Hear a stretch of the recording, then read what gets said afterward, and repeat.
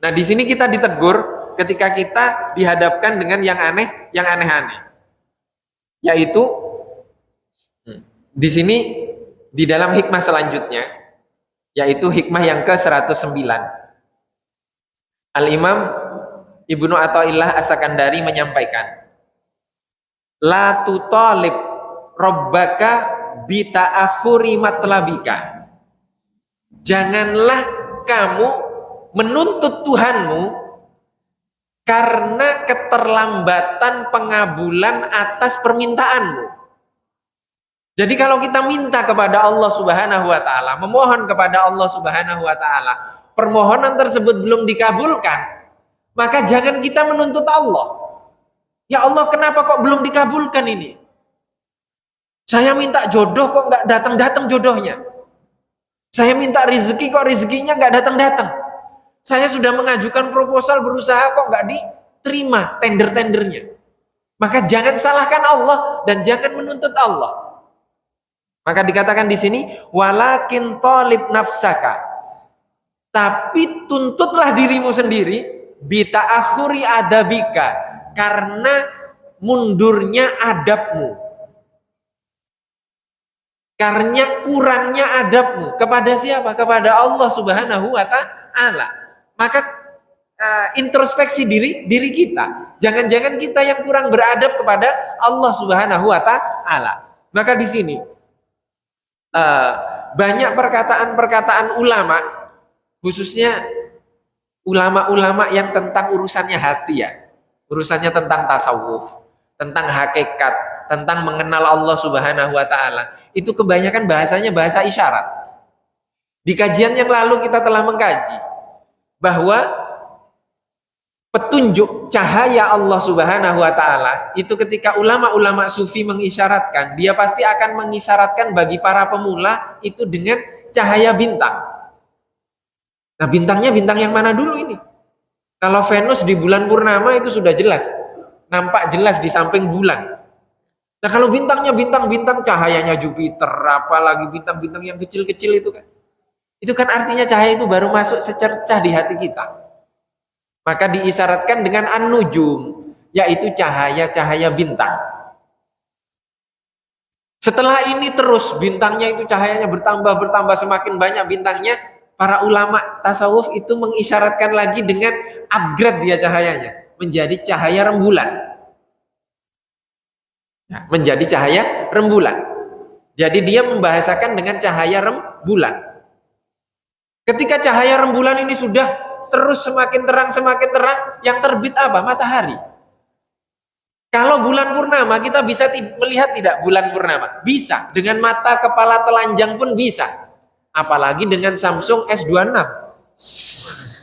Di zoom tambah jelas itu. Begitu kan? Di zoom tambah jelas. Atau dengan HP Huawei Pura yang 80 itu kan, itu bisa semakin jelas lagi. Itu yang paling bagus sekarang. Masalahnya HP kita kan Samsung yang keberapa? Seri S saja nggak nyampe kan begitu. Terus mau ngezoom bulan bagaimana?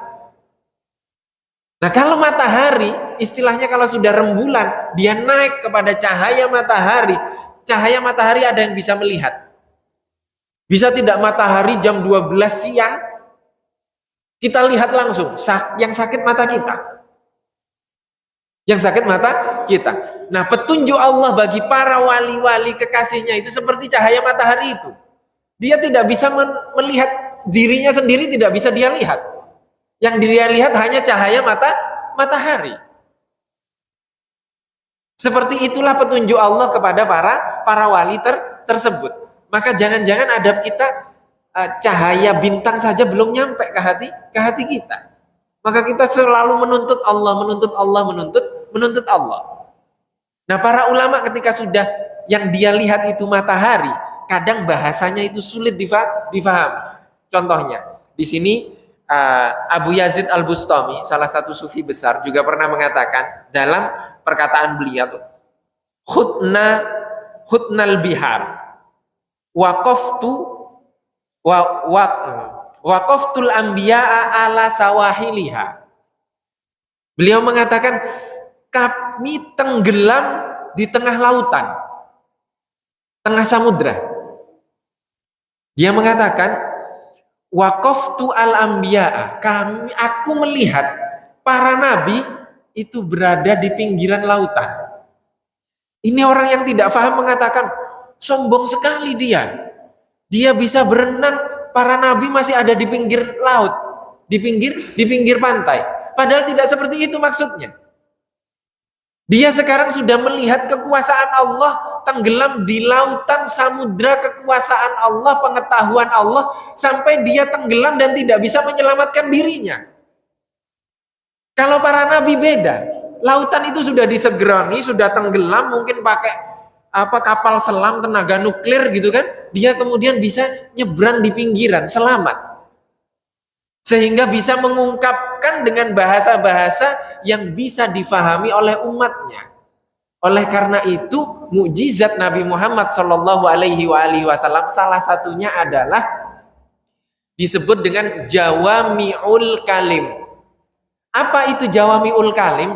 Jawami'ul kalim itu sabdanya Nabi Muhammad itu singkat, padat, penuh makna dan multi tafsir. Sehingga bisa difahami oleh umatnya, baik oleh orang yang pintar ataupun orang yang awam sekalipun. Itu mukjizat Nabi Muhammad Shallallahu Alaihi Wasallam. Memang ada yang lebih mengenal Allah dari Rasulullah? Tidak ada.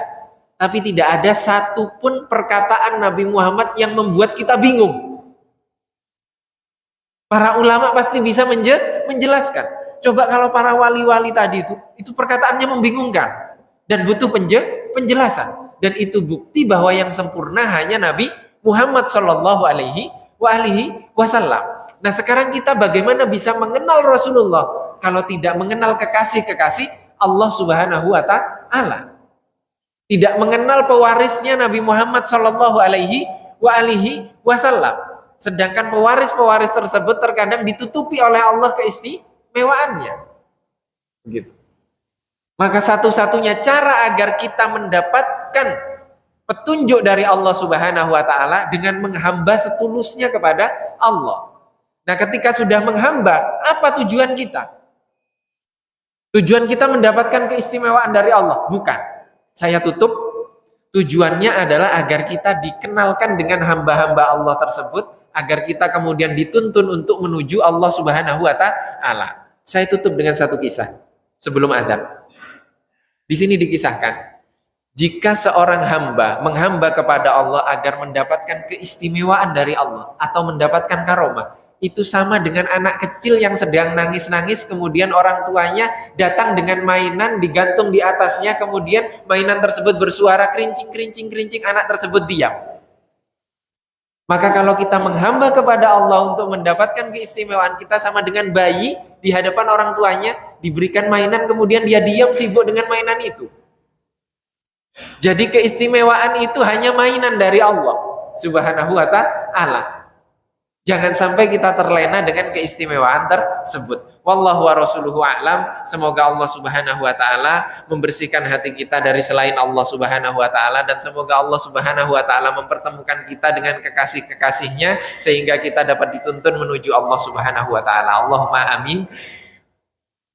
Subhanakallahumma wa bihamdika asyhadu an la ilaha illa anta astaghfiruka wa atubu ilaik. Wabillahi taufiq wal hidayah wa ridha wal inayah. Wassalamualaikum warahmatullahi wabarakatuh.